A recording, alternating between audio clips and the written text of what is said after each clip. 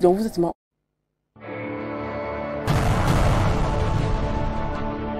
Info Télévision, c'est votre télé. C'est la télévision du vivre ensemble, votre chaîne de proximité, 24 heures sur 24.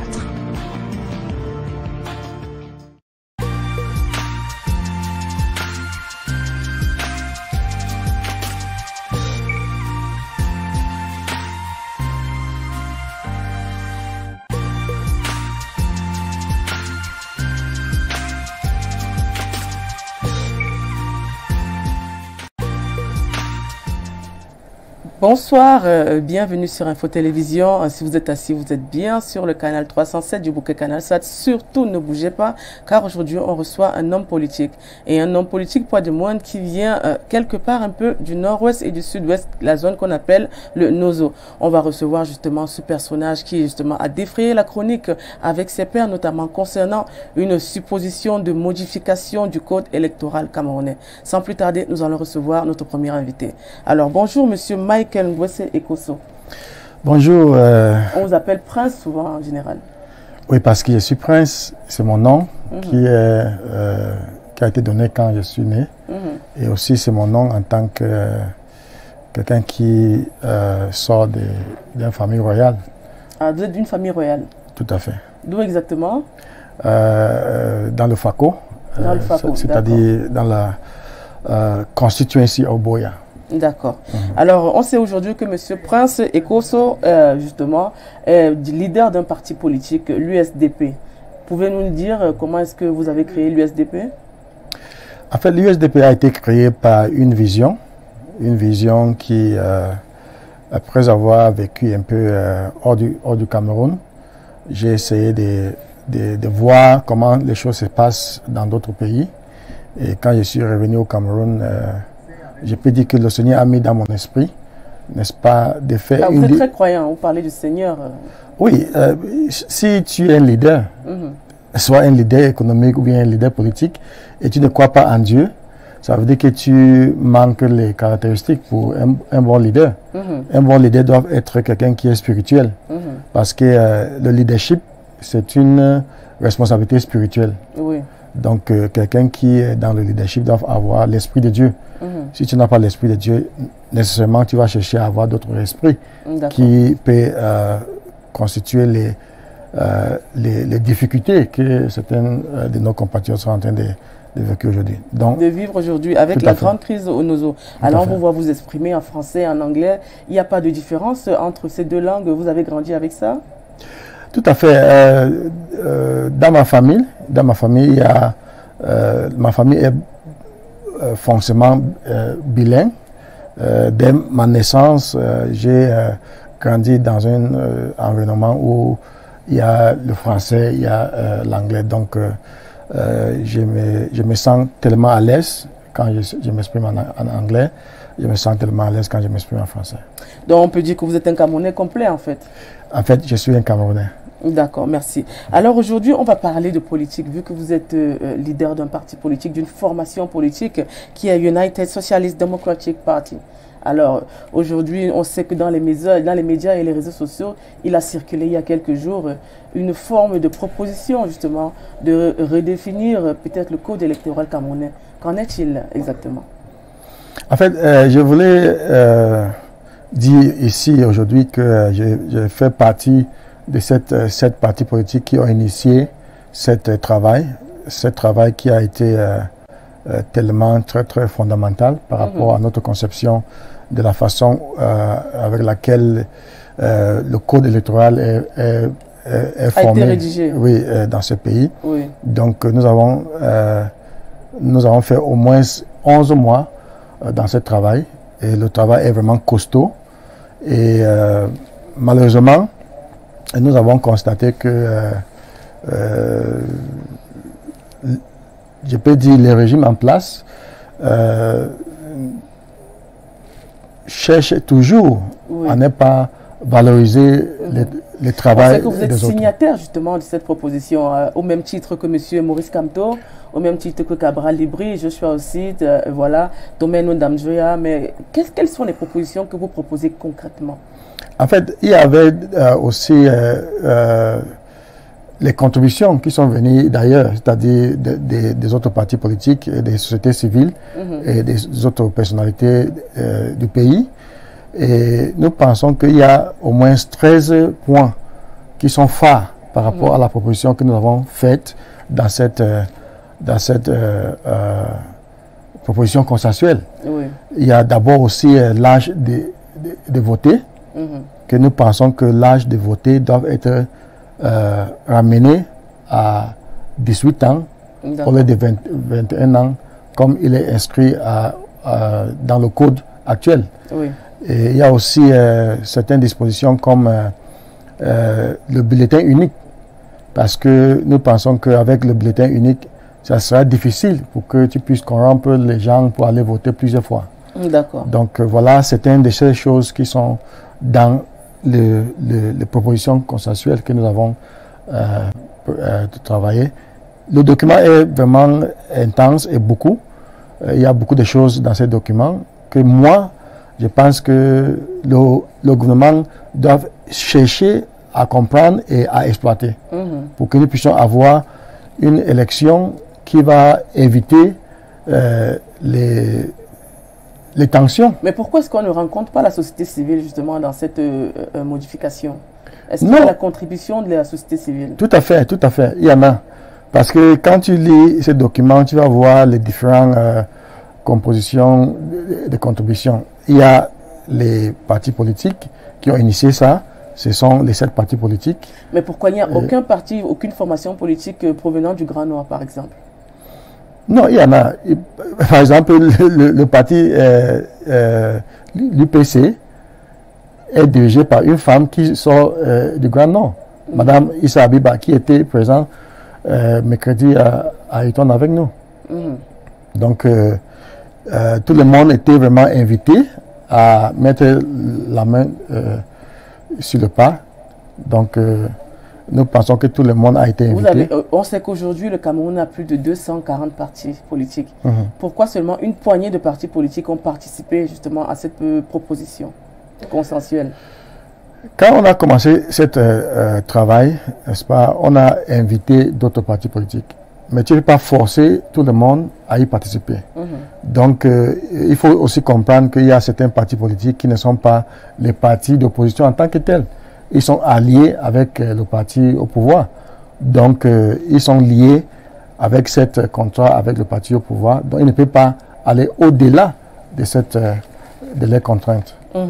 Oh, écoutez, nous allons peut-être quelque part y revenir, mais parlons un peu du Nozo, vous qui êtes originaire du FACO. Alors on parle aujourd'hui de réclamations, de revendications, notamment le fédéralisme qui revient tout le temps. Qu'avez-vous comme regard, notamment concernant cette demande du fédéralisme camerounais? Le concept de fédéralisme, ce n'est pas une nouvelle concept qui revient.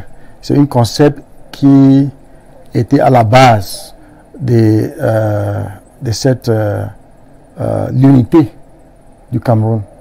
Parce que depuis 1961, c'est la constitution fédérale qui a été mise sur pied pour l'unité de notre pays, avec le Southern Cameroun ou bien ce qu'on appelle West Cameroun et East Cameroun, c'est-à-dire le Cameroun anglophone et le Cameroun francophone.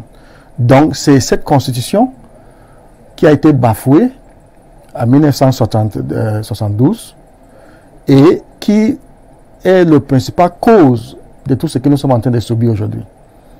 Donc nous avons regardé dans l'histoire et nous pensons que pour éviter ou bien pour arrêter cette crise qui est en train de tuer les Camerounais aujourd'hui, on doit essayer de retourner à la base de notre unité nationale, qui était une constitution fédérale. Donc voilà, ce n'est pas une nouvelle truc Donc concrètement, vous êtes pour ou contre le fédéralisme? Je suis pour le fédéralisme. Notre parti est basé sur One Nation, Two Systems. C'est-à-dire un fédéralisme qui va d'abord se baser sur les cultures, c'est-à-dire la culture francophone et la culture anglophone. Et c'est dans cette base-là que nous pouvons chercher la solution pour tout ce qui se passe comme problème, soit le problème politique, soit le problème économique, soit le problème socio-culturel dans notre pays. Alors, nous avons vécu il y a 2 ans un grand dialogue national qui s'est déroulé au Palais des Congrès sous le haut patronage du chef de l'État, son Excellence Paul Biya. Il y a eu des recommandations et des réclamations qui sont sorties aussi de là. Nous avons eu justement la décentralisation qui a été mise sur pied avec l'élection, vous vous rappelez bien, en 2020, justement, des conseillers régionaux, entre autres. On a eu le statut spécial des anglophones. Est-ce qu'aujourd'hui, vous pensez que quelque part, ce grand dialogue a quand même été un grand pas, justement, vers la paix? En fait, nous avons constaté les efforts, n'est-ce pas, les efforts que le régime est en train de faire pour que les choses soient vraiment retournées à la normale dans le Nozo. Mais en ce qui concerne le grand dialogue qui s'est passé en 2020, c'est 2019 plutôt. C'est un peu difficile de voir l'efficacité de ces résolutions qui ont été prises dans ce dialogue national. Parce que la guerre continue. Si on parlait de statut spécial, si on parlait de décentralisation, il faut voir à quelle année la décentralisation a été instaurée dans ces pays. C'est en 1996. Depuis 1996, nous sommes en 2021. Ça a pris combien de temps? Ça veut dire qu'il n'y a pas d'abord la volonté. La volonté n'est pas pour que le pays soit décentralisé. Donc, on ne peut pas être content de ce qui se passe maintenant parce que, selon nos jugements, nous pensons que cette résolution n'a pas donné n'a pas donné le résultat espéré pour la résolution de cette crise anglophone qui se passe maintenant, ça fait presque 5 ans. Voilà. Alors, nous avons, il y a quelques jours déjà, eu un massacre à Ikondo Titi. Je ne sais pas si vous êtes au courant, avec quelques décès de jeunes enfants qui allaient à l'école. Est-ce que vous pensez que le concept Back to School pourrait être peut-être démis, notamment concernant ces peut-être terroristes qui sévissent dans ces zones dites anglophones? Parce que là, je vais vous parler de zones anglophones. Nous sommes un Cameroun uni quand même, monsieur Ekosso. Oui, en fait, parfois c'est un peu difficile de mettre vraiment une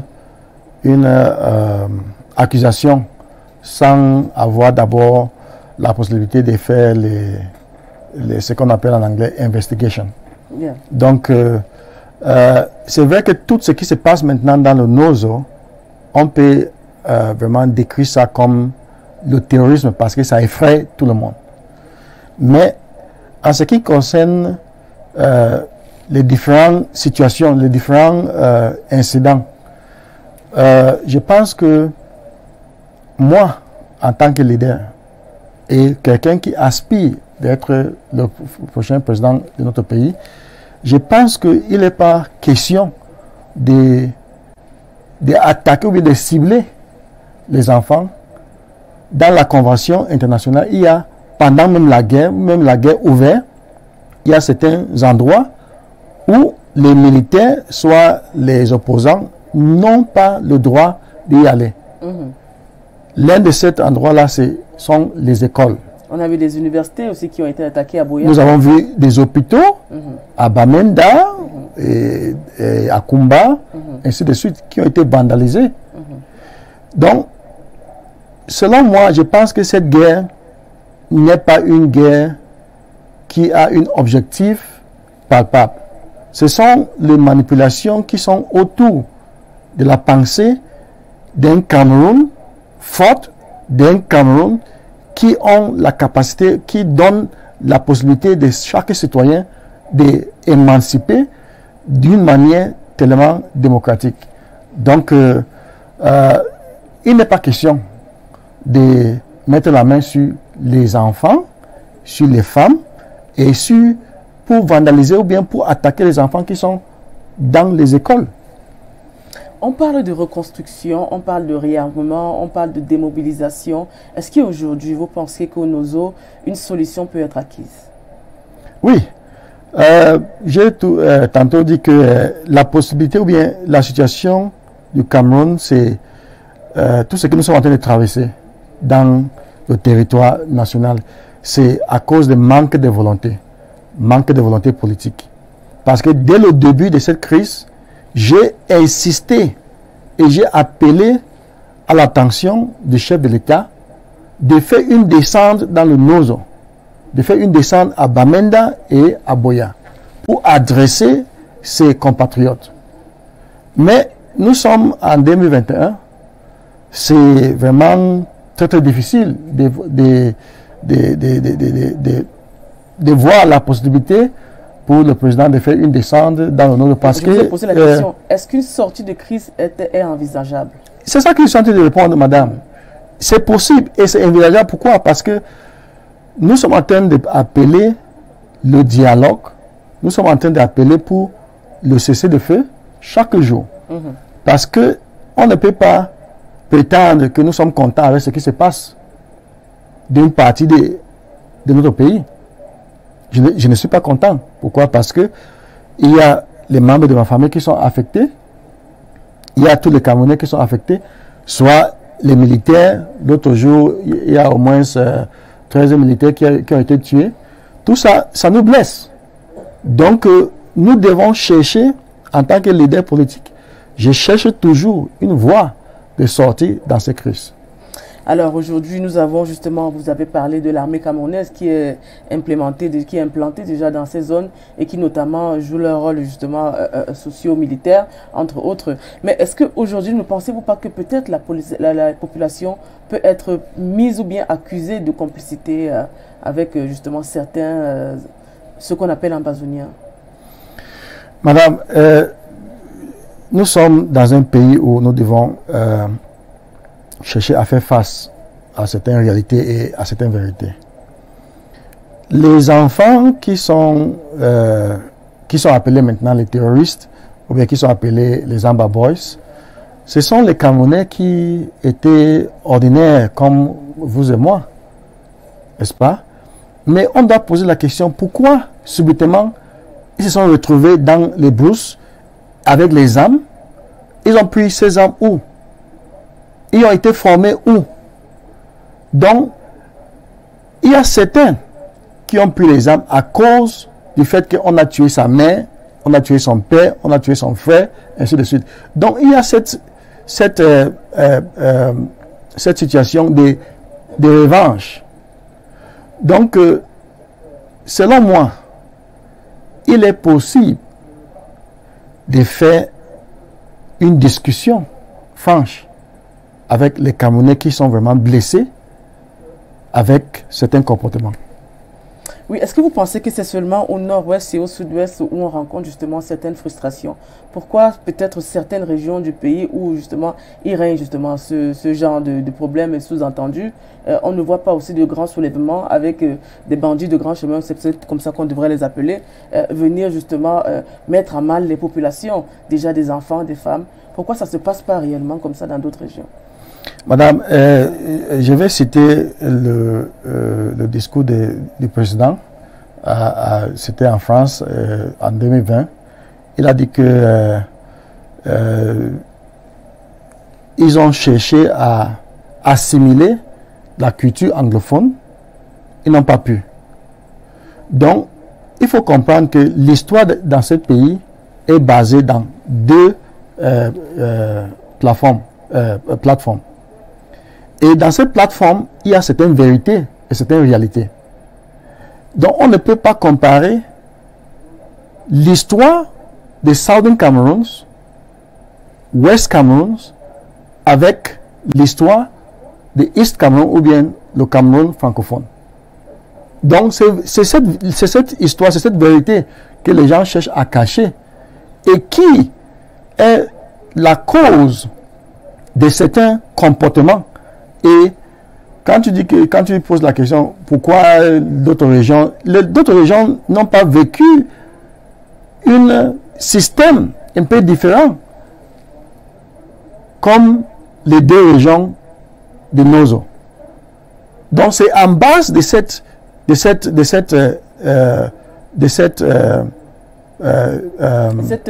similitude, similarité entre autres. De cette différence, fondation historique. D'accord. Que je pense que les revendications des citoyens de Nozo sont différentes avec celles des... vous avez tout à l'heure, vous avez parlé de la cessation justement de cette crise. Est-ce que ne pensez-vous pas que les populations devraient à même aussi de s'asseoir sur la table et pouvoir aider peut-être l'armée aussi, se mettre en accord? Parce que je pense quand même qu'avec les comités de vigilance qu'on a eu par exemple avec Boko Haram à l'extrême nord, il y a eu quelque part une baisse un peu de la criminalité et justement du grand banditisme provenant justement de ces islamistes. Est-ce que ce ne serait pas possible avec peut-être le nord-ouest et le sud-ouest? Ce n'est pas possible. Pourquoi? Parce que sur la question de Nozo, c'est une revendication interne. Dans le extrême nord, c'est Boko Haram, c'est une attaque venant de l'extérieur. Donc, c'est comme par exemple, je suis... Est-ce que vous êtes pour que la crise s'arrête? Tout à fait. C'est pour cela que je suis ici, madame. Oui. La raison pour laquelle j'ai respecté votre invitation, c'est parce que je veux continuer à causer avec les Camerounais à travers votre plateforme. Pour que nous puissions comprendre quelles sont les différences qui a été mise sur pied avant que nous sommes nés dans cette république. Oui. Et on doit gérer cette différence avec beaucoup de maturité. Et on doit être honnête avec cette différence. C'est pour cela que nous ne pouvons pas tuer les enfants dans le Nozo comme si on est en train de combattre le Boko Haram. Le Boko Haram, ce sont les gens qui viennent de l'extérieur. Tout le monde, même les gens qui étaient dans le Nozo, qui sont dans le Nozo, ont fait l'effort pour combattre le Boko Haram avant que la crise ne commence. Donc, il est question maintenant de s'asseoir comme une famille. Que bon, je ne peux pas continuer à tuer mes propres enfants. Donc, selon vous, le grand dialogue national n'a pas vraiment eu ses effets? Nous constatons les effets sur le terrain nous donnent raison que la grande dialogue n'a pas été à l'auteur d'arrêter cette crise. Alors, selon vous, vos estimations, il faudrait un nouveau dialogue. Et comment se passerait ce nouveau dialogue et avec qui? Par exemple, madame, si par exemple vous êtes ma femme, n'est-ce pas, et j'ai un problème avec vous, nous sommes par exemple en justice pour le divorce, je peux décider en tant que mari, de dire que non, il faut qu'on laisse cette situation au niveau de la justice, il faut qu'on revienne à la maison, dans la famille, parce que le mariage commence dans la famille d'abord. Il faut qu'on cause, les deux familles, votre famille et ma famille, on va causer pour trouver l'entente et pour résoudre ce problème. Donc, on n'a pas besoin, n'est-ce pas, j'ai toujours prôné du fait qu'on n'a pas besoin de l'intervention de l'extérieur. Et il y a des gens qui ont été arrêtés au Nigeria qui sont en Kondengui. Et quand les gens disent qu'on va causer avec qui, on va discuter avec qui, pourquoi on a arrêté les gens au Nigeria? Il y a les gens qu'on a ciblés ou bien ils sont dans le diaspora. L'État connaît tous ces gens. Donc si vous voulez causer avec les gens qui sponsorisent ou bien qui encouragent la violence ou bien la sécession, je pense que l'État connaît tous ces gens et comment les atteindre pour causer avec eux. S'ils ne les connaissent pas, je suis disponible pour aider, pour qu'on puisse avoir ces gens pour causer avec eux. Mais si c'est pour les arrêter et pour les tuer, je ne suis pas d'accord. Donc vous vous mettez en tant que médiateur? Je suis là en tant que leader, pour que le pays se porte bien. D'accord. Alors vous êtes contre la violence. Sans plus tarder, nous allons prendre Nadège Fougang qui aura les questions des internautes.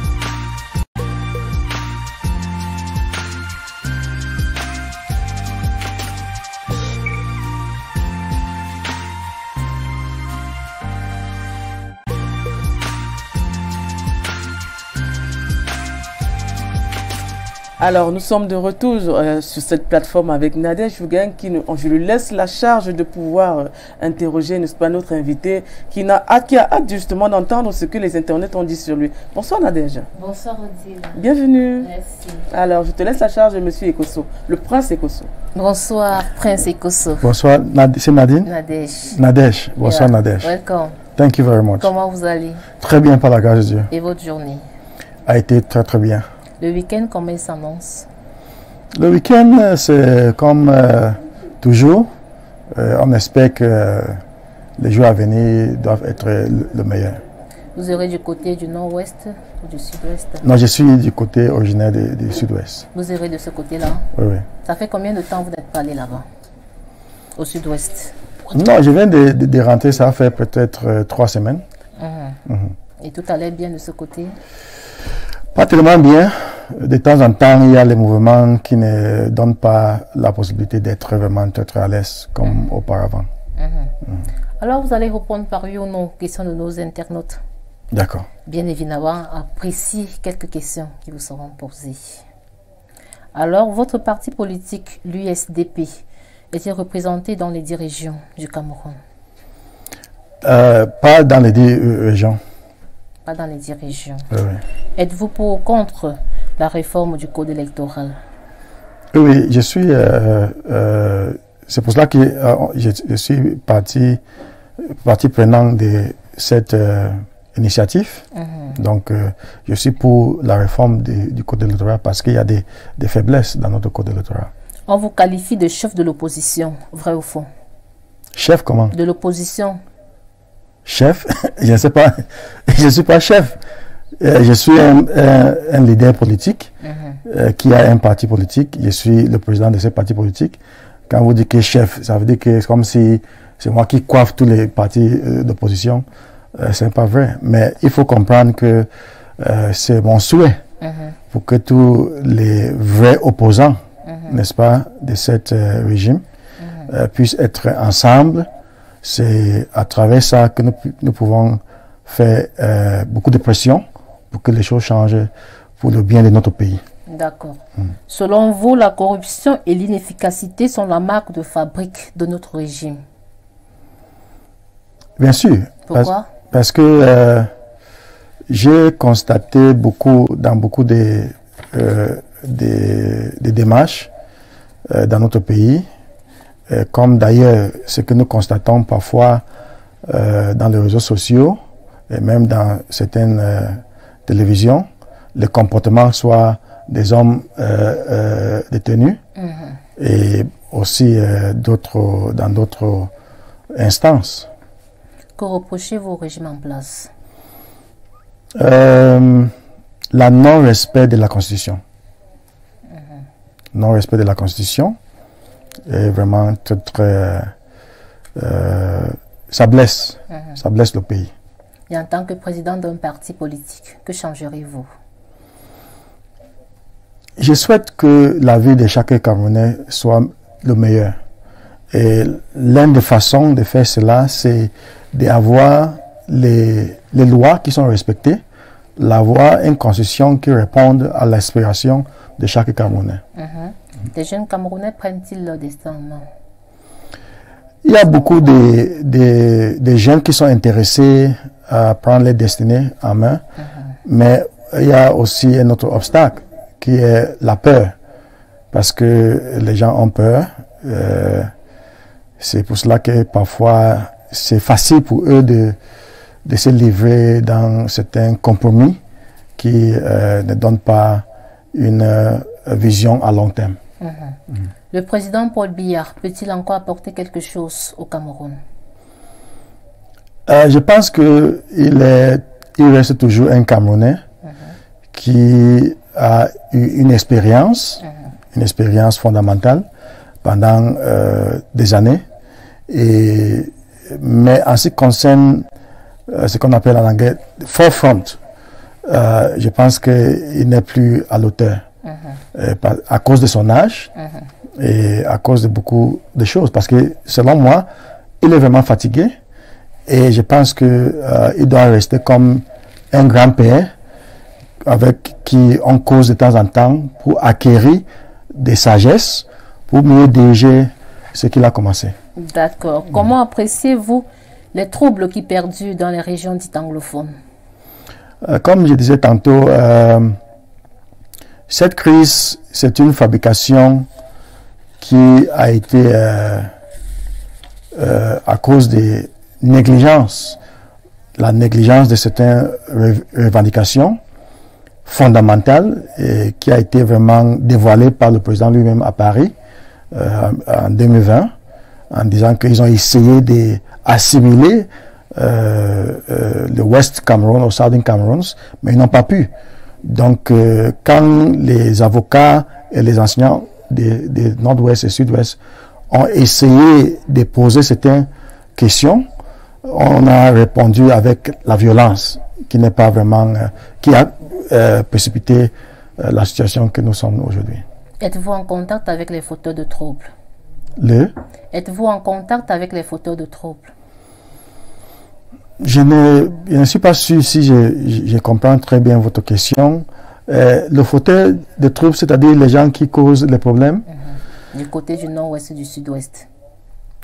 Comme je viens de dire tout à l'heure, je ne pense pas que la situation qui se passe dans le Nozo, c'est un problème que tu dois stigmatiser certaines personnes, que ce sont eux qui causent les problèmes.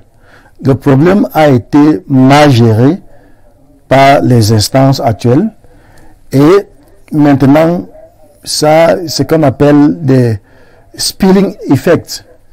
Spilling effects, c'est-à-dire les choses sont parties hors du contrôle.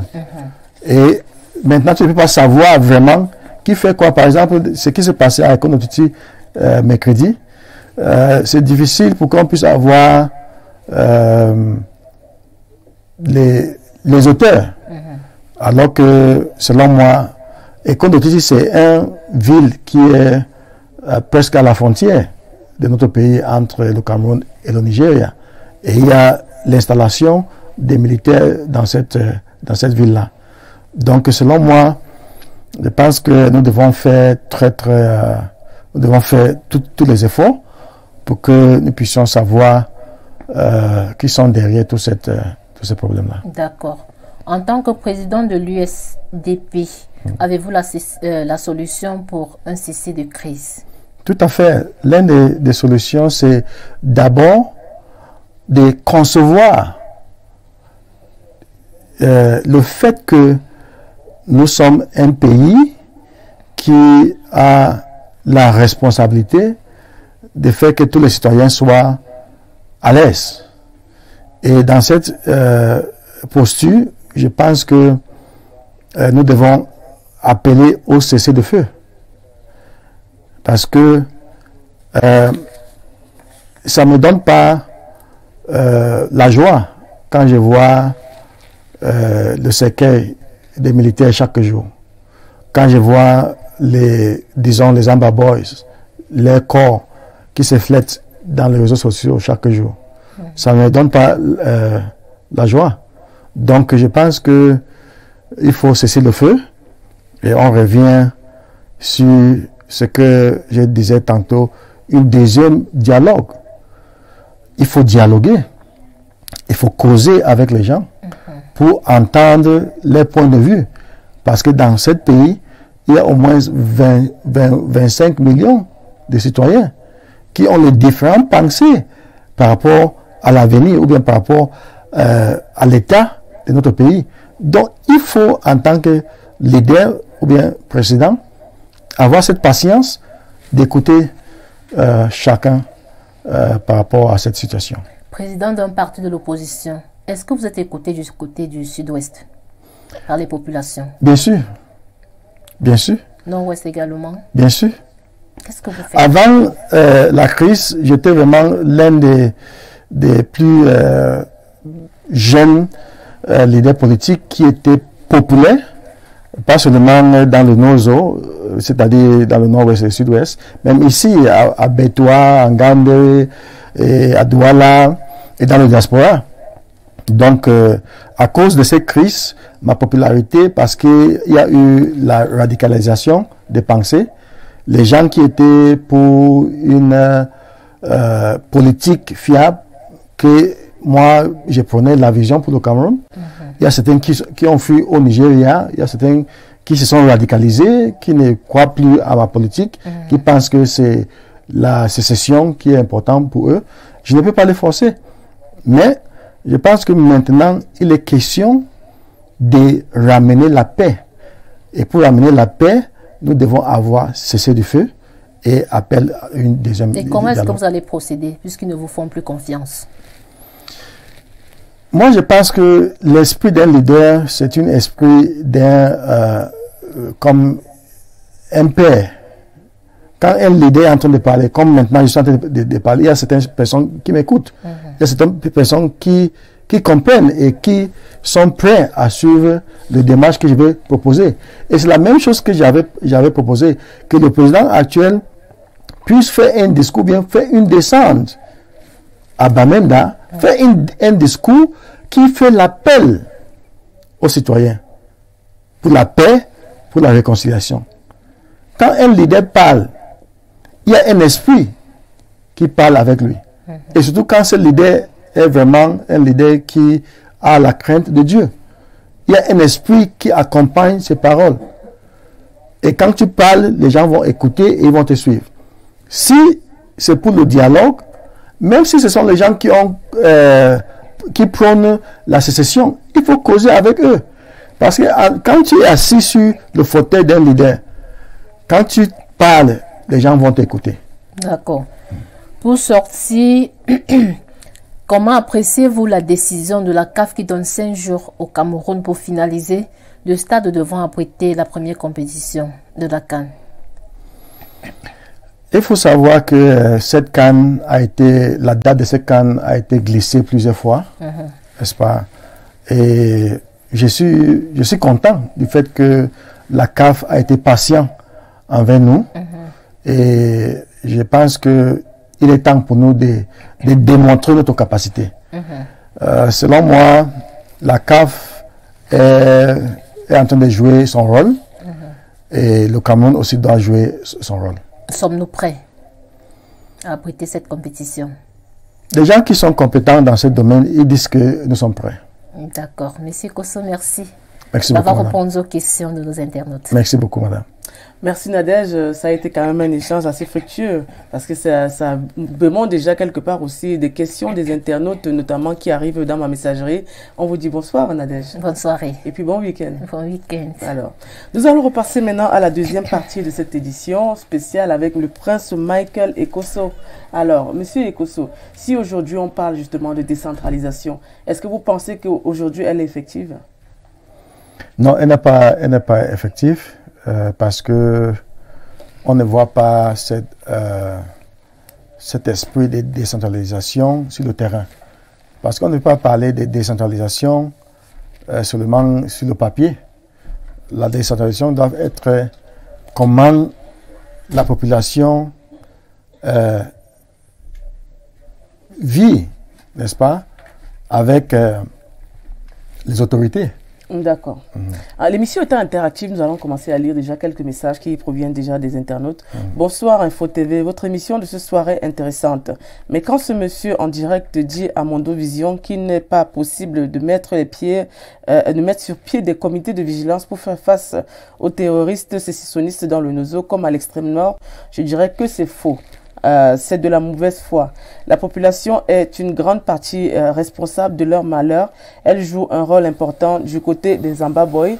Elle dort avec ses enfants et ne veut pas les dénoncer car ce sont les mêmes dans leur logique de lutte.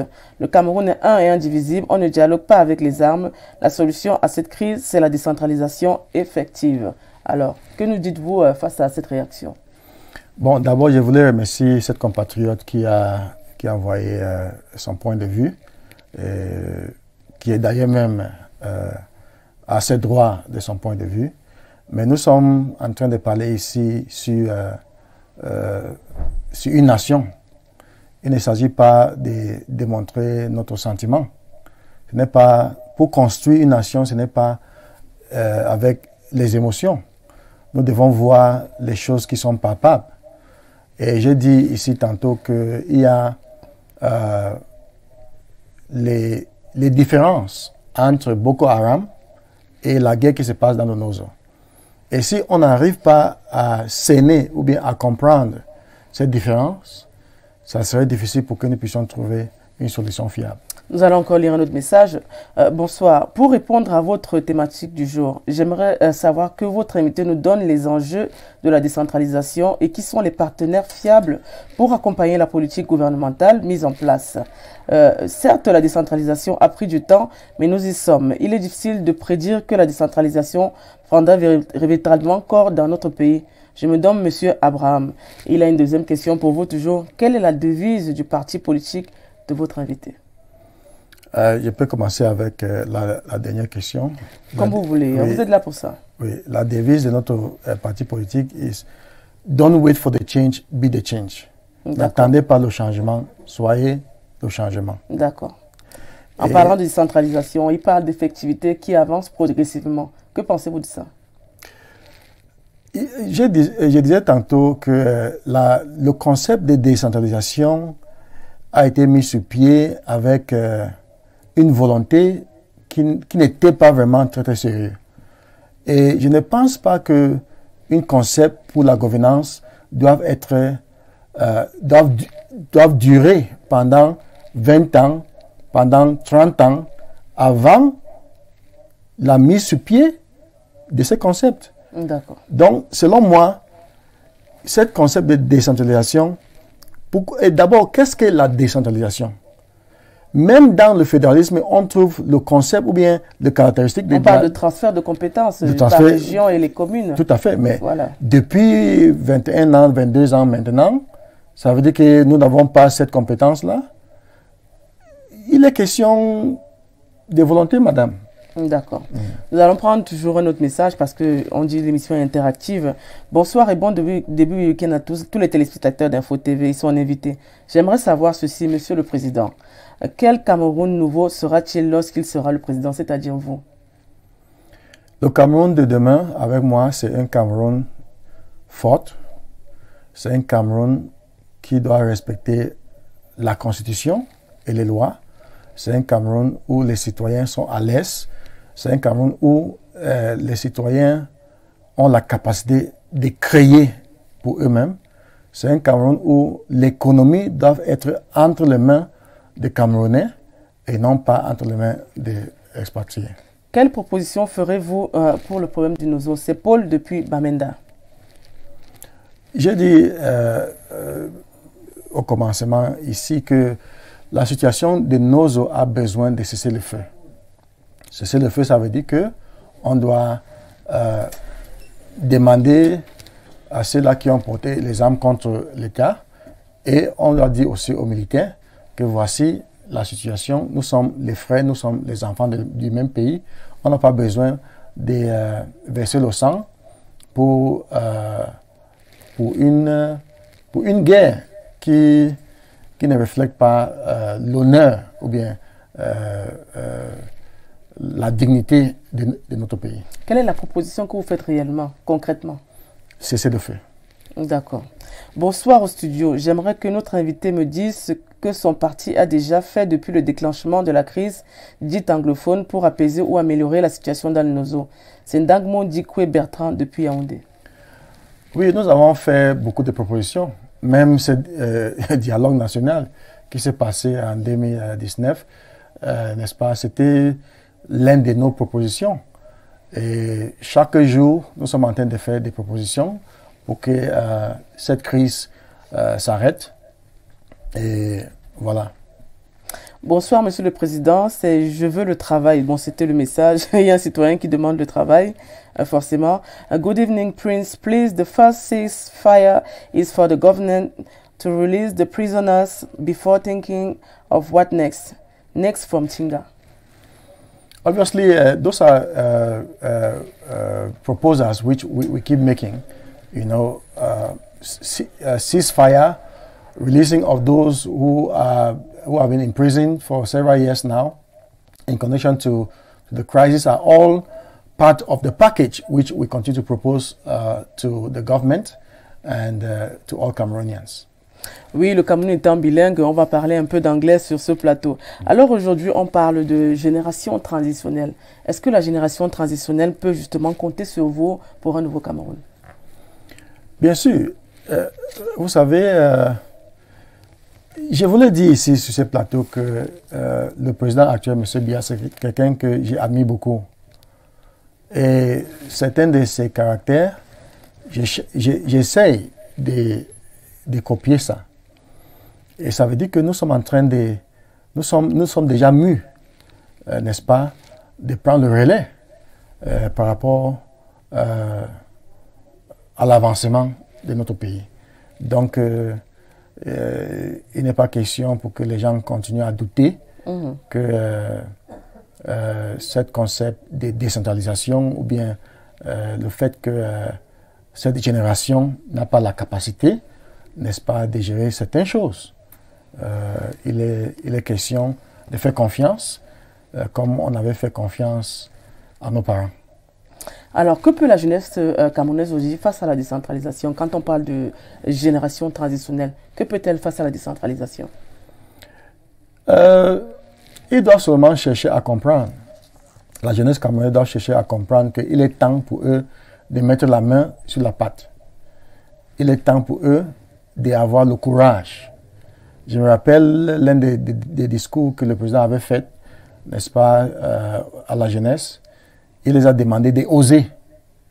Donc, si la jeunesse camerounaise n'arrive pas à être osée, n'arrive pas à être courageux, de prendre les destins en main, ça serait difficile pour que nous puissions expérimenter une décentralisation effective. D'accord, merci. On dira aux chers téléspectateurs, arrêtez d'appeler et envoyer plutôt des SMS. Nous allons lire un autre message. Monsieur le Président, quelle forme de l'État voulez-vous pour le Cameroun si vous êtes président de la République aujourd'hui?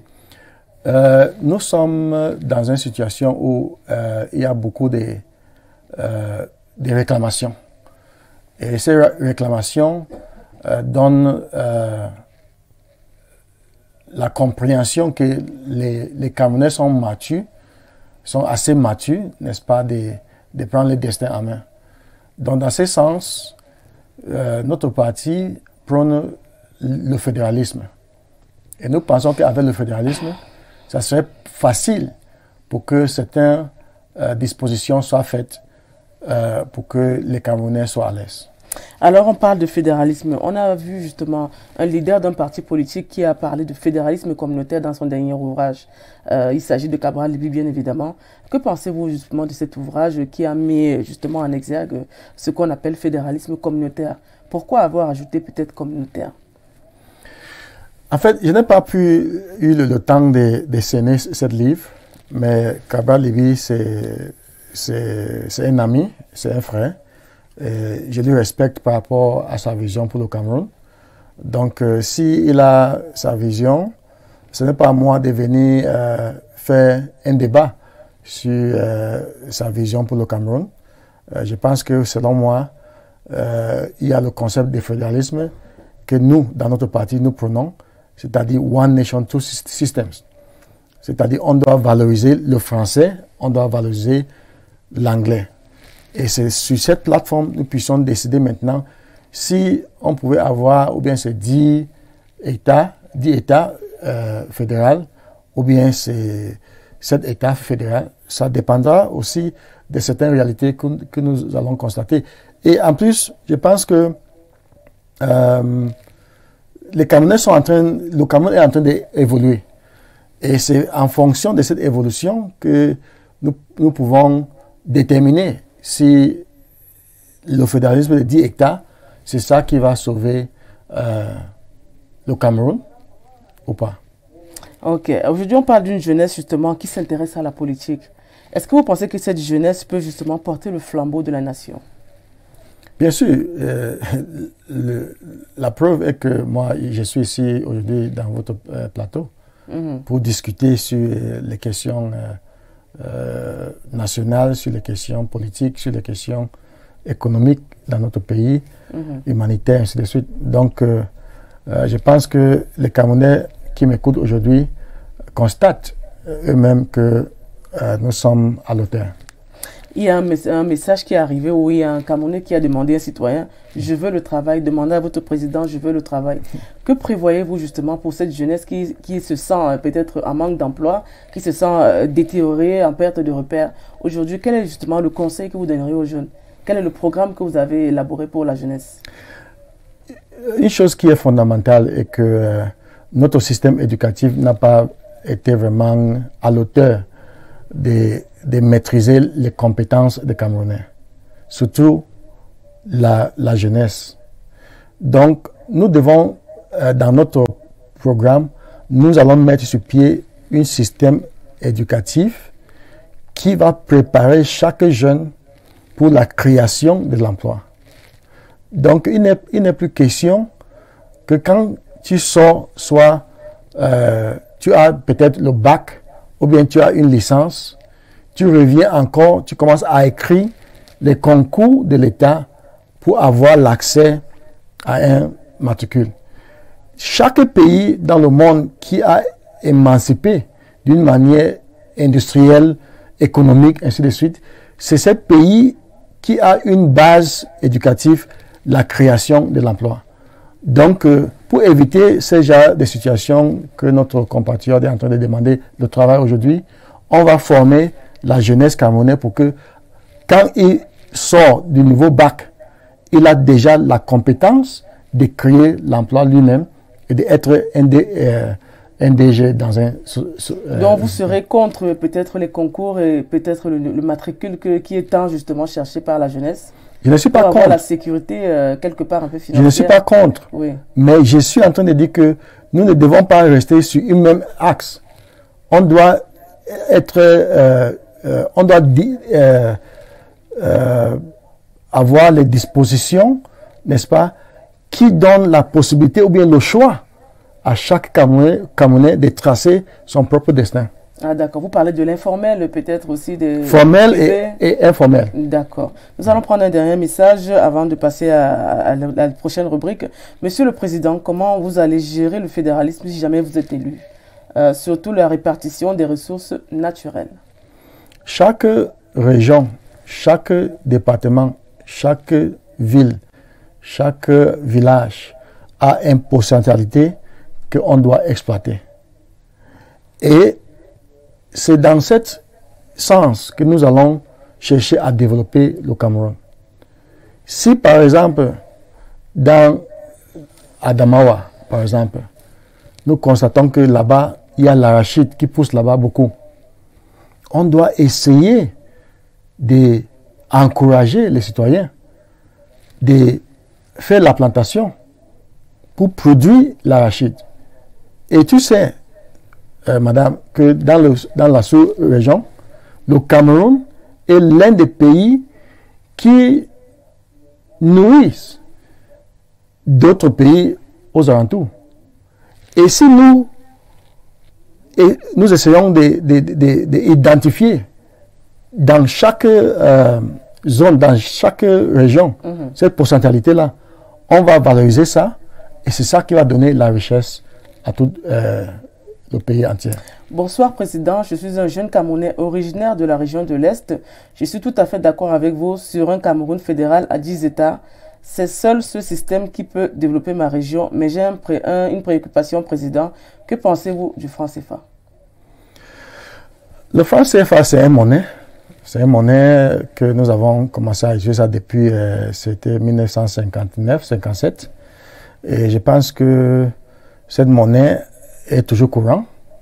Et il y a le débat pour que le Cameroun puisse avoir sa propre monnaie, ainsi de suite. Et il y a aussi le débat que l'Afrique doit avoir sa propre monnaie, ainsi de suite. Tout ça, ce sont les débats que nous pouvons mettre sur pied quand le temps arrive. Mais pour le moment, le CFA nous sert dans quelque sorte. Donc vous êtes encore pour le CFA? Je ne suis pas pour le CFA. Je suis en train de dire que j'ai fait un constat. Je n'ai pas un politique qui va écarter les options qui va faire jaillir notre économie. Si le CFA est un empêchement pour notre pays, nous allons voir les possibilités et quelle monnaie que nous pouvons adopter pour que notre économie puisse grandir pour être l'un des pays les plus forts dans le monde. Alors, nous allons souffler quelques instants avec, justement, nous allons faire diffuser quelques images et puis le président nous donnera son avis concernant les personnages qui seront cités face à la caméra. Alors, avec le concours de la régie, on va prendre la première image.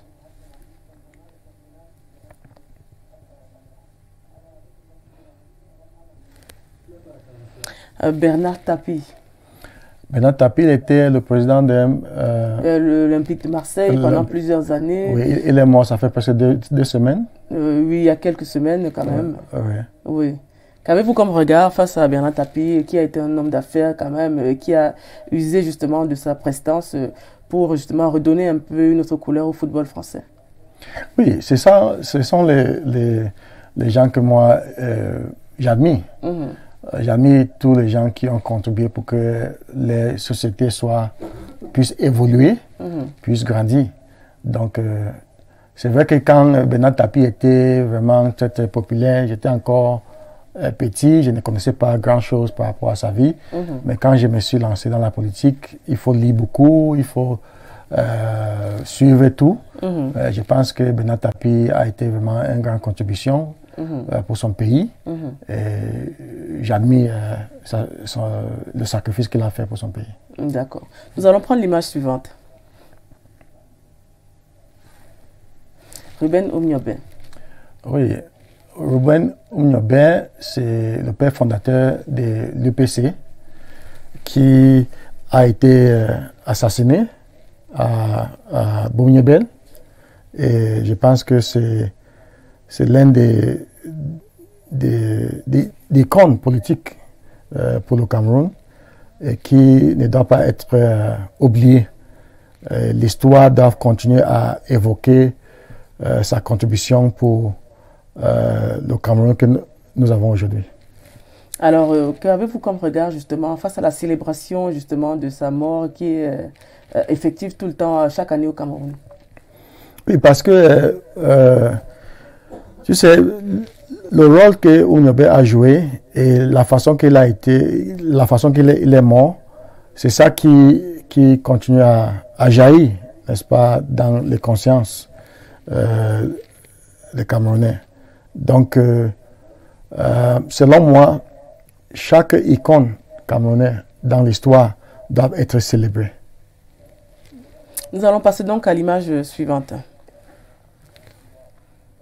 Madame Alice Sadio. C'est une femme, c'est une dame que je connais très bien, avec qui j'ai travaillé en 2018 pendant les élections présidentielles. C'est une femme très très forte, très, très intelligente. Elle a une vision du Cameroun qui est vraiment admirable. Non, et c'est sorti quelquefois dans les réseaux sociaux. Comment est-ce que vous conciliez ça? En fait, je n'ai pas vraiment suivi ce qu'elle a dit dans les réseaux sociaux, mais je sais qu'elle était la présidente de l'AFP, l'Alliance des forces progressistes, pour Bernard Mouna qui est décédé. Depuis qu'elle a démissionné dans cette responsabilité, on n'a pas vraiment causé. Donc, je ne connais pas sa démarche. Donc, moi, je me rappelle, une fois, je l'avais appelée, elle m'a dit qu'elle voulait reposer, elle voulait réfléchir. Donc,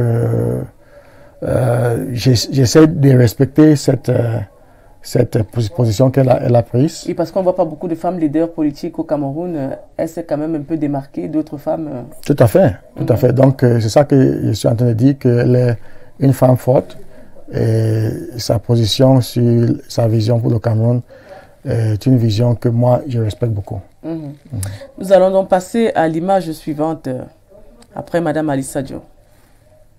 Madame Henriette Ekwe. Oui, c'est une dame très, très intelligente. Chaque fois qu'elle passe à la télé, si je suis en train de manger, je laisse d'abord la nourriture. Je pense qu'elle sera très contente de cette appréciation. Oui, je laisse d'abord la nourriture, je la suis parce que c'est une dame qui qui est incarné avec l'histoire de notre pays. Surtout en ce qui concerne l'histoire de 1950, 59 jusqu'à aujourd'hui. Et je souhaite qu'un jour je vais la rencontrer face à face pour qu'on puisse discuter sur l'avenir. Parce qu'elle fait partie des gens que moi je respecte beaucoup en ce qui concerne la politique, en ce qui concerne la communication, parce qu'elle est aussi journaliste. Effectivement. Oui. Donc, je pense qu'elle est vraiment douée avec certaines compétences que nous ne devons pas négliger. Elle a justement l'habitude de passer sur Info TV assez régulièrement. Et justement, elle était souvent accompagnée par Monsieur Feu Yimge Moyo, à qui nous adressons nos condoléances à toute sa famille. Alors, nous allons passer à l'image suivante. Monsieur Jerry Rawlings, l'ancien président décédé du Ghana. Oui. Qu'est-ce que vous pensez de lui quand même? Je me rappelle quand j'étais encore petit, et surtout en 1989, c'est 89 que Sankara a été tué. Thomas Sankara, oui, effectivement. Oui, je me rappelle, il paraît que Jerry Rawlings a fait un discours. Il a promis la mort à la personne qui avait tué Sankara. Donc, c'est un personnage qui a marqué l'histoire des restaurations de son pays. Parce que je me rappelle, il y a un livre qui a été écrit par un Ghanéen, The Beautiful Ones Are Not Yet Born. Ce que j'ai étudié quand j'étais au collège. Ça parle de la société ghanéenne. Comment la société ghanéenne était vraiment corrompue. C'était vraiment comme les choses étaient désespérées. Donc l'arrivée de Jerry Rawlings au pouvoir a changé beaucoup de choses. Jusqu'à les Ghanéens qui étaient dans d'autres pays ont commencé à rentrer dans les pays. Donc, c'est quelqu'un que j'admire beaucoup. Et je devais lui rencontrer en 2016, mais il y a eu une confusion, surtout avec l'arrivée de la crise anglophone. Donc, le voyage, pour moi, était vraiment très, très difficile.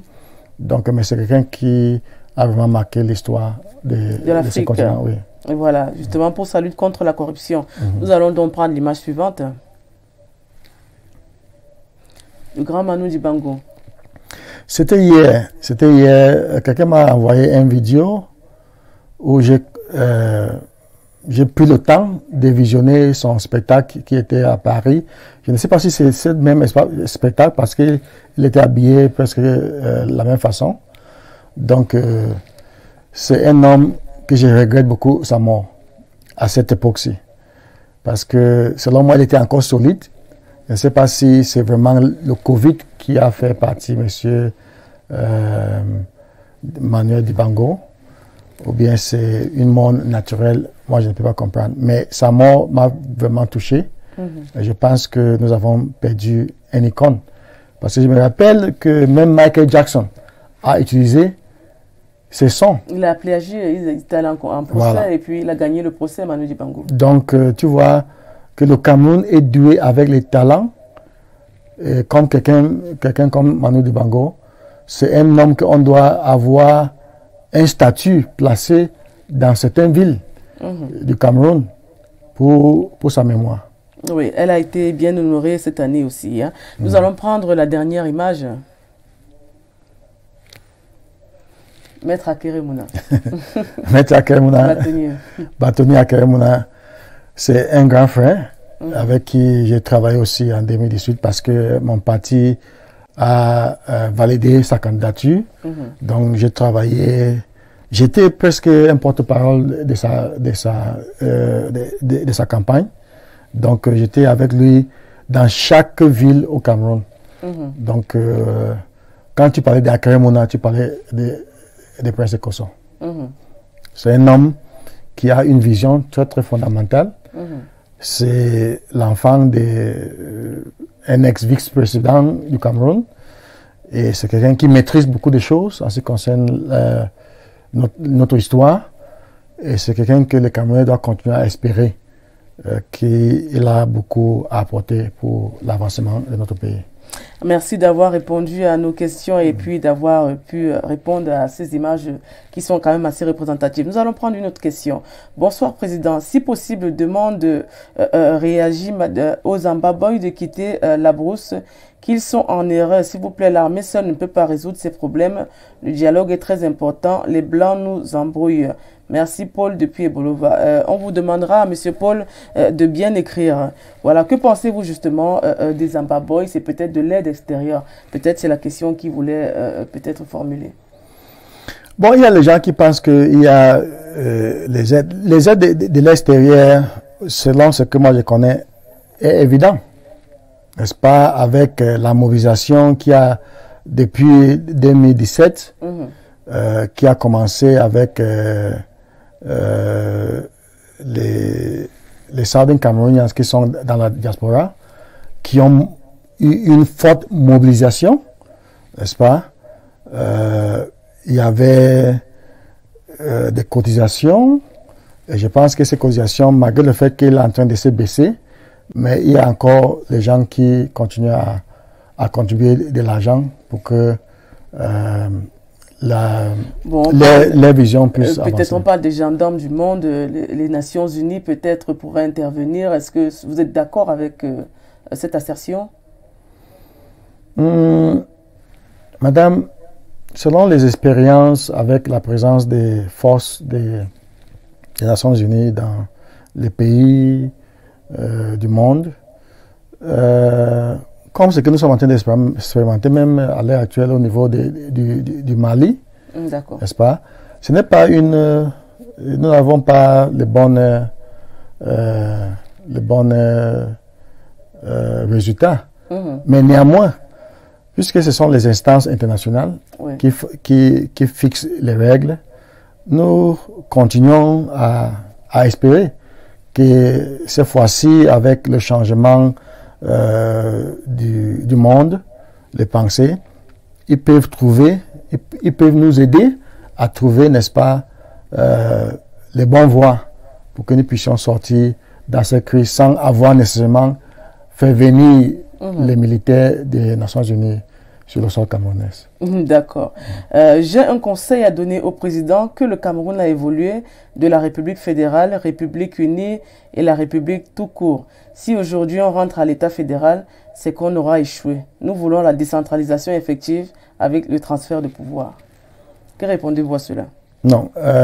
Le monde ne peut pas évoluer selon les demandes des citoyens. Ce sont les citoyens qui font ces demandes. Et tu dois respecter les demandes des citoyens. L'un de cette évidence, c'est ce qui se passe maintenant dans le Nozo. Oui, aujourd'hui, on a quand même le Cameroun qui est un État uni, mais là, on parle de fédéralisme, c'est-à-dire une scission entre les deux Cameroun. Est-ce que vous pensez qu'aujourd'hui, les Camerounais qui sont autant unis peuvent se désunir face à justement un problème quelque part un peu de rivalité et peut-être de reconnaissance? Le fédéralisme, ce n'est pas la division du Cameroun. D'accord. Il faut que les gens puissent comprendre ça. Les États-Unis est l'un des pays les plus forts dans le monde. Les États-Unis est contrôlé par le système fédéral. Chaque État est responsable de sa politique. Mais il y a une politique centrale qu'on appelle the federal government. Donc, c'est la même chose. C'est ce qu'on avait pratiqué avant. Et ça a marché.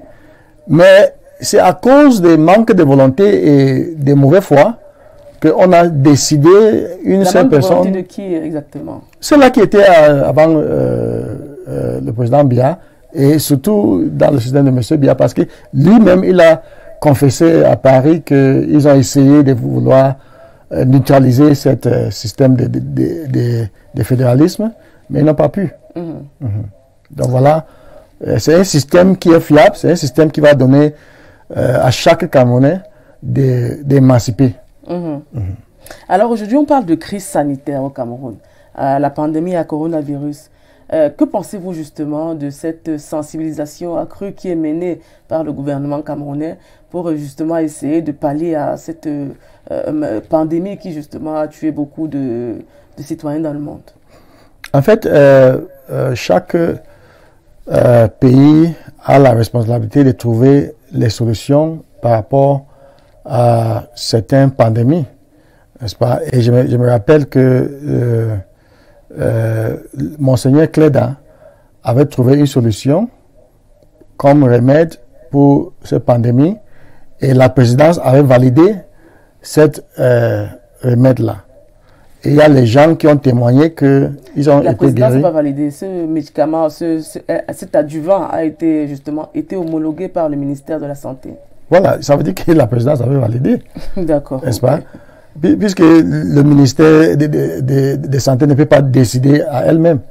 Elle fait certaines décisions, surtout cette décision majeure, avec le concours, n'est-ce pas, de celui qui est à la tête du pays.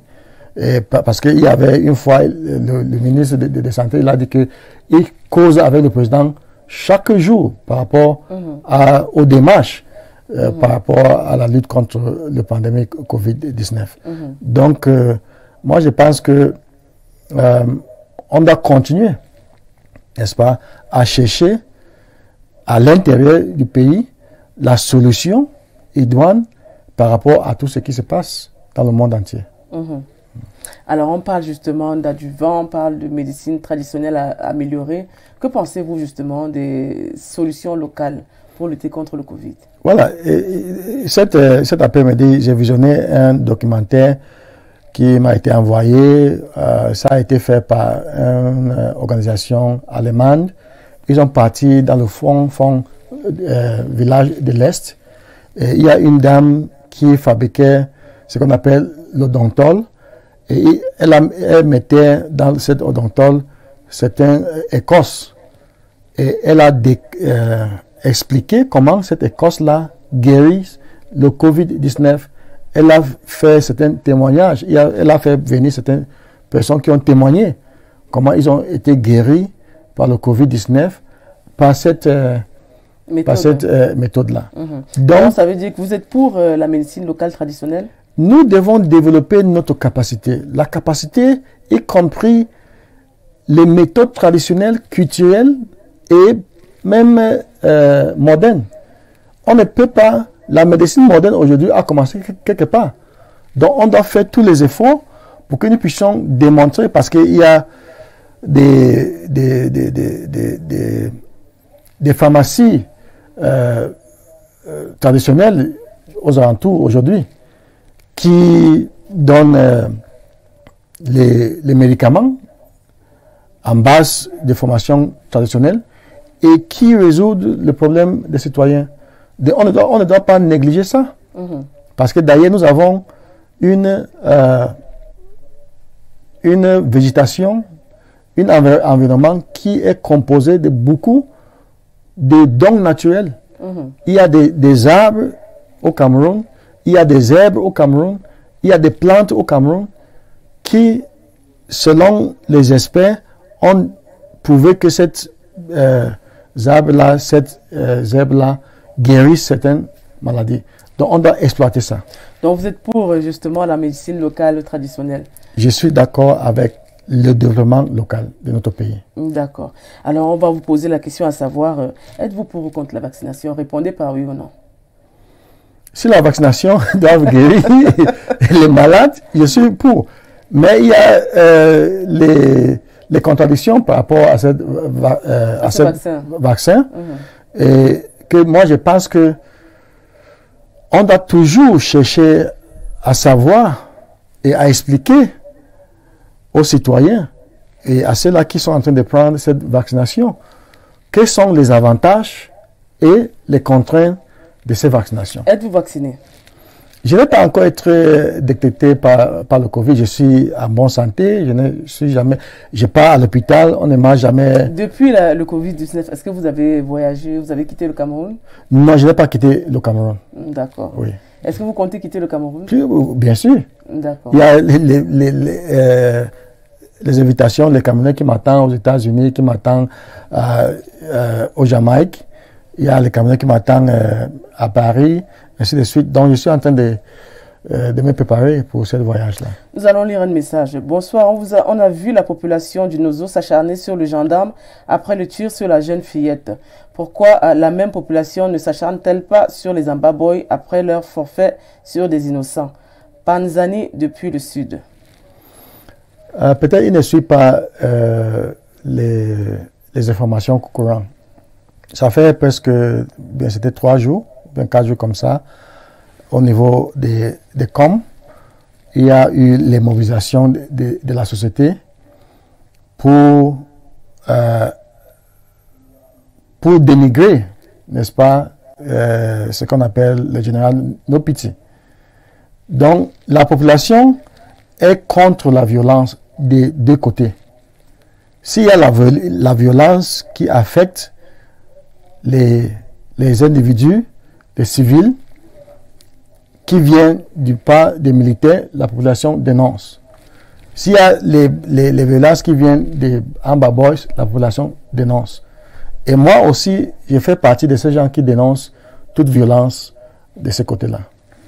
Alors, on va lire un autre message. Monsieur le Président, comment allez-vous gérer la question de l'équilibre régional dans certaines de nos grandes écoles, par exemple les NAM, où la loi du mérite n'a plus sa place? Ça, c'est l'avis d'un citoyen camerounais.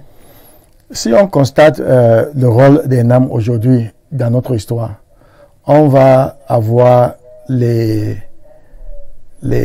résultats un peu négatifs. Donc, ça veut dire que les NAM ne servent plus à la raison pour laquelle elle a été créée. Donc, si ce genre d'institution ne sert plus à sa valeur, il faut le dissoudre. Ah, vous pensez à dissoudre les NAM? On doit incorporer cette formation dans le système éducatif au niveau universitaire. Que proposez-vous en retour? En retour de la dissolution, supposons qu'il y ait une éventuelle dissolution de l'ENAM. Que proposez-vous en retour pour pallier à justement cette... C'est ça que j'allais dire, qu'on va, tous ces programmes qui sont donnés à l'ENAM, on va intégrer ça dans toutes les universités d'État. Comme ça, chaque citoyen... Donc il faudra former les universités. Tout à fait.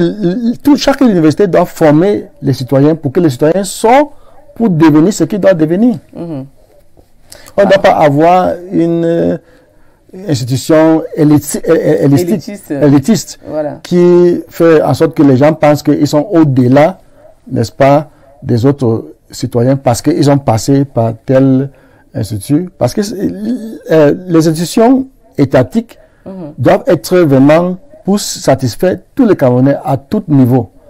Donc si certaines personnes pensent que, puisqu'ils ont passé par cette institution, ils sont au-delà des autres Camerounais, ça pose grand problème. Alors, dans les réseaux sociaux, on se rend compte qu'il y a beaucoup de dérives, notamment le tribalisme qui commence à renaître. Que pensez-vous justement de cette hausse remontée de haine rencontrée dans les réseaux sociaux, les médias et même peut-être dans certaines communautés? Oui, hier même, j'ai vu une vidéo où un pasteur est en train de vouloir chasser un démon dans le corps d'une femme. Et il paraît que dans cette femme-là, disons, le démon parle qu'il est l'un des opposants majeurs au pays, que je préfère ne pas mentionner son nom. Mais ce genre de choses n'est pas vraiment... ça ne donne pas l'honneur à notre pays.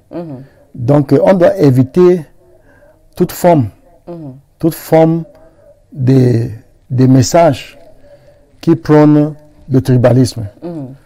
Nous avons au moins 300 tribus dans notre pays. Mais ces 300 tribus n'ont pas été la cause des crises que nous sommes en train de subir aujourd'hui. Les gens utilisent ça seulement comme un instrument pour dénigrer, pour créer le désordre. Et nous devons avoir un leadership dans le pays qui défende chaque tribu à son niveau. Et les gens ne doivent pas utiliser d'autres tribus comme un bouclier. Et les gens ne doivent pas utiliser d'autres tribus comme une flèche. Alors, vous pensez qu'aujourd'hui, on doit trouver justement une solution pour chaque tribu, notamment, on parle de dialecte. Et supposons qu'on en ait 300, comme vous avez dit.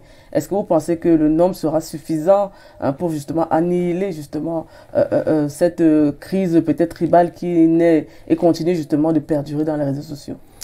En fait, au niveau de certains pays d'Afrique, dans l'est de l'Afrique, surtout dans les pays comme Rwanda, Démocratique République du Congo, on parle de Swahili. Il y a certains pays là-bas qui comprennent Swahili. Au Cameroun, nous avons 4 aires culturelles. Nous pouvons exploiter cette 4 aires culturelles à notre enrichissement culturel. Par exemple, il y a le Sawa. Oui. On peut dire que bon, on peut enseigner le Sawa comme l'une des langues nationales. On peut essayer d'enseigner peut-être les pays, par exemple les régions de Adamawa, le Nord et le Grand Nord, comme un autre aire culturel. Tout à fait. Donc, ça, ce sont les choses qu'on doit étudier. Mais déjà, n'est-ce pas, nous avons déjà cette possibilité de constater qu'il y a 4 aires culturelles qui sont exploitables. Donc, nous pouvons regarder si on peut utiliser l'un de ces 4 aires culturelles pour assiéger, n'est-ce pas, une langue nationale entre le français et l'anglais. Oui, mais est-ce qu'avec les 300 dialectes, on pourra choisir une seule langue qui pourra justement réunir tous les Camerounais? Non, ce n'est pas une seule langue, parce que quand on parle de 4 aires culturelles, c'est-à-dire ces zones... Dans la Damawa et dans toute chaque région, une langue... Oui, cette langue-là est mieux... spécifique dans chaque région, chaque aire culturelle? Oui, elle est parlée, n'est-ce pas? Et c'est facile de comprendre ça peut-être avec d'autres je peux dire d'autres régions. D'autres régions, d'accord. Oui, on va voir, tout ça, c'est la possibilité de voir si on peut adopter. Si c'est savoir qui est...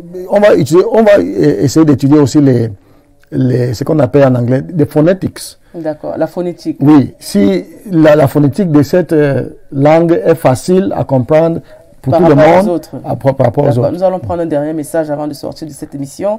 Son Excellence, que pensez-vous de la prolifération des églises dans notre société, de l'homosexualité, plus précisément des loges maçonniques? Je ne sais pas si vous allez répondre à cette question. En fait, je suis là pour répondre aux Camerounais parce que quand quelqu'un pose les questions, ça veut dire que c'est fondamental dans son esprit. Moi, je suis un croyant. Je crois en Dieu. Dieu Tout-Puissant. Je pense que chacun, par rapport à sa conviction, développe, n'est-ce pas, sa vision. Donc, s'il y a les sociétés secrètes ou bien les francs-maçonneries, ainsi de suite, bon, nous sommes dans un monde où c'est difficile de contrôler tout. Mais nous devons fixer des lois, comme d'ailleurs, au Cameroun, la loi est contre la pratique de l'homosexualité et c'est cette loi-là qui doit être appliquée. Je me rappelle que il y avait une fois, on avait annoncé que le prochain ambassadeur américain au Cameroun devait venir, et il y a les réseaux sociaux et les autres commentaires qui disent que cet diplomate, il est homosexuel. Mais jusqu'à maintenant, je pense que c'est cette loi qui prévoit au Cameroun que tu ne dois pas pratiquer l'homosexualité, qui empêche jusqu'à maintenant que cet ambassadeur n'arrive au Cameroun. Merci d'être passé. Nous sommes déjà au terme de cette émission. Alors, avant de partir, on a une tradition ici, c'est que vous disiez quelques mots en votre langue vernaculaire, votre langue d'origine. Je peux être honnête avec vous Oui. que ce serait difficile pour moi de m'exprimer en ma langue vernaculaire. Pourquoi? Parce que ma mère est d'un autre tribu et mon père est d'un autre tribu. Mais j'ai pu grandir avec ma mère et je peux parler un peu. Mais allez-y. Des côtés de ma mère. On vous écoute. Alors. Donc, à moi et Chamna, à dire Boame,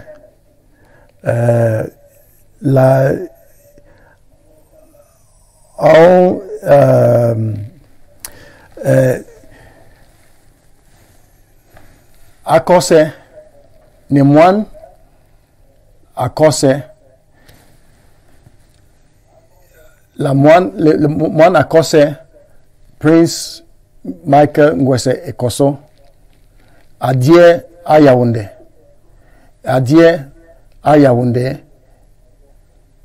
et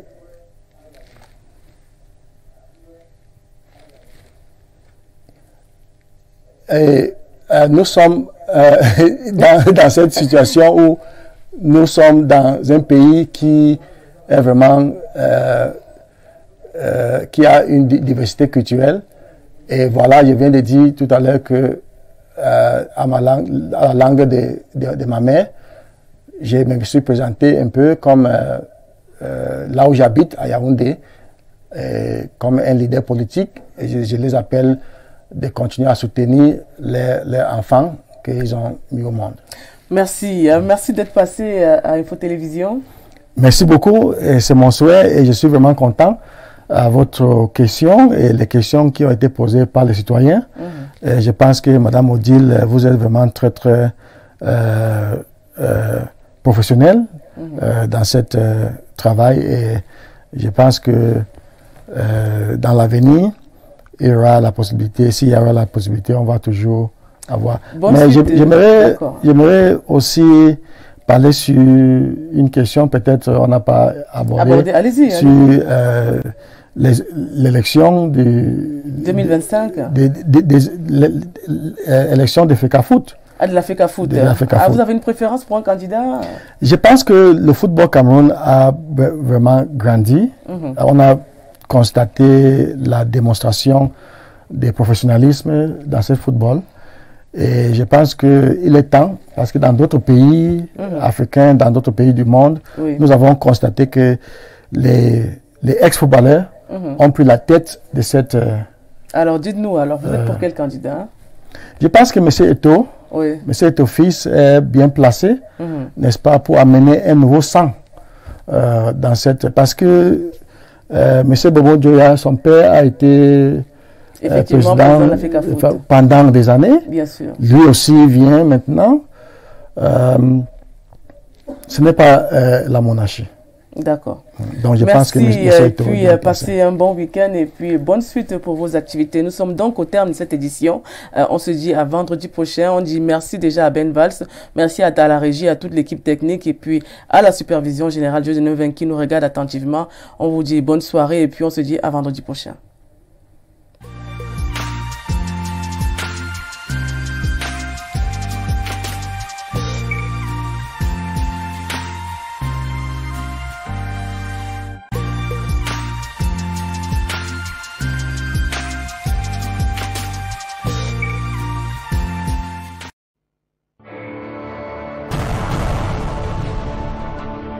Info Télévision, c'est votre télé. C'est la télévision du vivre ensemble, votre chaîne de proximité, 24 heures sur 24.